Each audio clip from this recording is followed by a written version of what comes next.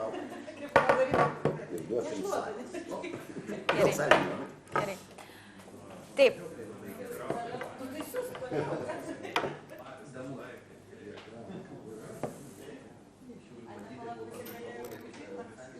Labą dieną. Gerai, tai turbūt galim tęsti toliau, ar ne? Taip, tai tos lazdos, kuriomis džiaugiatės, tai jos yra dviejų skirtingų rūšių, nuo ko turbūt pirmiausia reikėtų pradėti. Turime tokias plonesnes lazdas, ar ne? Tai vadinamos uždarų patalpų riedulio lazdos. Jos yra plonesnės, dėl to, kad iš tikrųjų ir uždarų patalpų, ir lauko riedulio taisyklės tikrai labai smarkiai skiriasi. Ir galima sakyti, kad tai vos ne dvi atskiros sporto šakos. Kitos storesnės lazdos, jos yra lauko. Jos yra storesnės pirmiausia dėl to, kad mes labai daug smūgiuojam ir labai daug to fizinio kontaktinio stipraus sporto būna lauko riedulyje. Taip pat turim dviejų rūšių kamuoliukus. Vieni iš jų yra skirti žaisti lauke su duobutėmis dėl to, kad greičiau kamuoliukas judėtų, riedėtų ir dėl to, kad mes jo nesuskaldytume. Tuo tarpu salės kamuoliukai, jie yra lygaus paviršio, kad galėtų tiesiog salėje greičiau riedėti.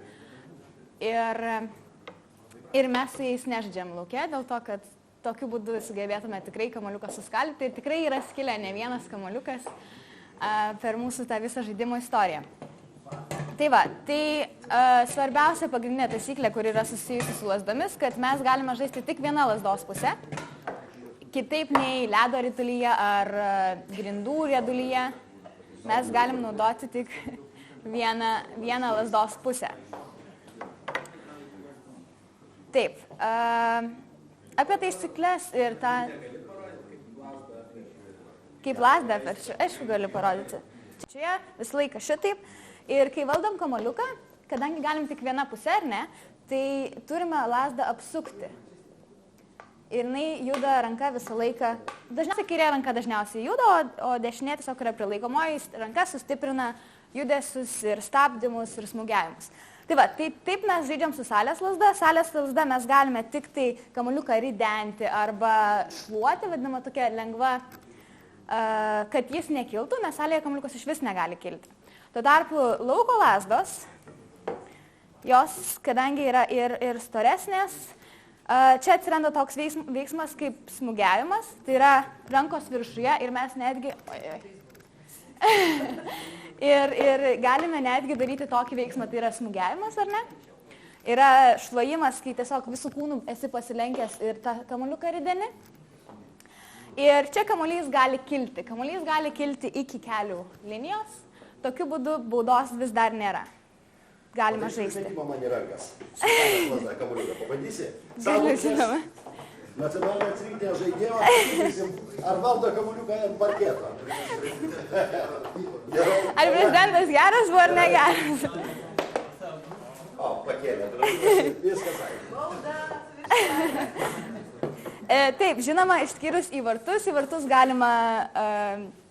galimas aukštas kamuolys ir turim vartininkę, kuri ir sako, kad kam tie vartai, jeigu kartais dažniausiai netgi kamuolys visą laiką skrieja į mane, ar ne? Tai va, tai pagrinde lazda ir kamuoliukai yra mums tam skirti ir reikia prisiminti, kad mes turim tą vieną lazdos pusę ir negalim kaip ledo ritulys, dar kartą pasikartos, ir grindų ritulys žaisti su abiejom lazdos pusėm. Apie taisyklės, tai salės riedulį mes šiuo metu žaidžiame 5 prieš 5, įskaitant vartininką, anksčiau žaidėme 6 prieš 6. Ir kaip jau minėjo prezidentas, kad taisyklės nuolatos keičiasi. Mano manimu, tai yra padaryta tam, kad riedulys išlaikytų savo greitį. Nes kuo žaidimas greitesnis, tuo jis yra įdomesnis žiūrovui. Nes tas, kadangi mes galim keisti ar ne, kiek norim keitimų daryti per žaidimą, ir sumažinom žaidėjų skaičių salėje, tai reiškia, kad tie keitimai vyksta greičiau, tai reiškia, kad mūsų atakos yra greitesnės, tai reiškia, kad daugiau veiksmo pačiame žaidime yra. Man asmeniškai žaisti mažesnėje sudėtyje patinka, nes tam yra daugiau laisvės eksperimentuoti, daugiau laisvės parodyti visus techninius sugebėjimus, meistriškumą ir panašiai, ar ne? Ko turėčiau pasakyti apie taisyklės? Man atrodo... Kokia taisyklė tau labiausiai nepatinka? taisyklė man labiausiai nepatinka. Praeitais metais įvedė tokią taisyklę, kad žmogus pats gali, atsiradus baudai, ar ne, žmogus pats gali pradėti varytis kamuoliuką. Iki tol, kai atsiranda bauda, mes turėdame padaryti pirmą perdavimą ir tik tada prasidėdavo žaidimas. Tai tik kai įvedė šitą taisyklę, tu turėjai pirmiausia metrą pasimušti kamuoliuką savo pačiam ir tada varytis. Šitą taisyklę man tikrai labai nepatikdavo, nes tik ją įvedus pradėjo stabdyti žaidimą, nes prasidėjo dideli konfliktai. Ar čia buvo tas kamuoliukas pavestas, ar nebuvo, ar čia savo pasimetė tą kamuoliuką, ar nepasimetė. Bet aš labai džiaugiuosi, kad tą taisyklę panaikino ir tu gali savo iš vietos pasistatęs varytis ir be jokių savo perdavimų jų nebereikia daryti. Tai jinai man tikrai labai nepatiko tuo laikotarpiu.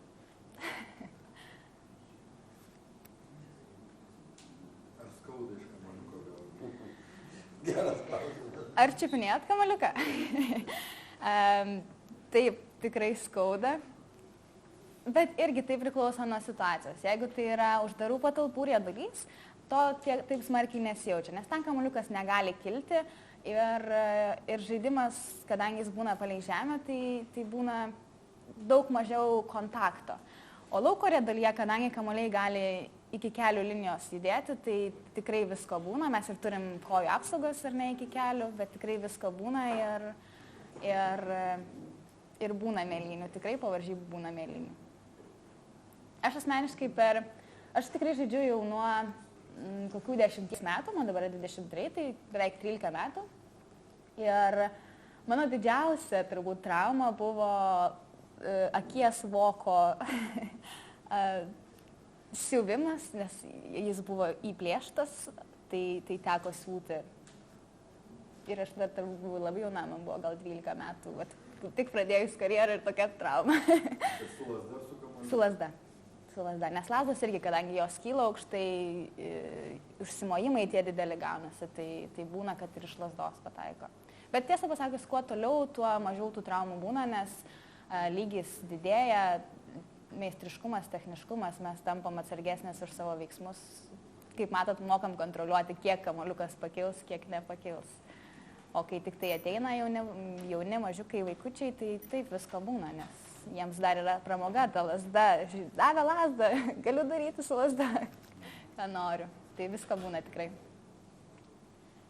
Apie korteles nieks negali sakyti. Apie korteles? Korteles, 3 korteles. Taip, turim žalią, geltoną ir raudoną korteles.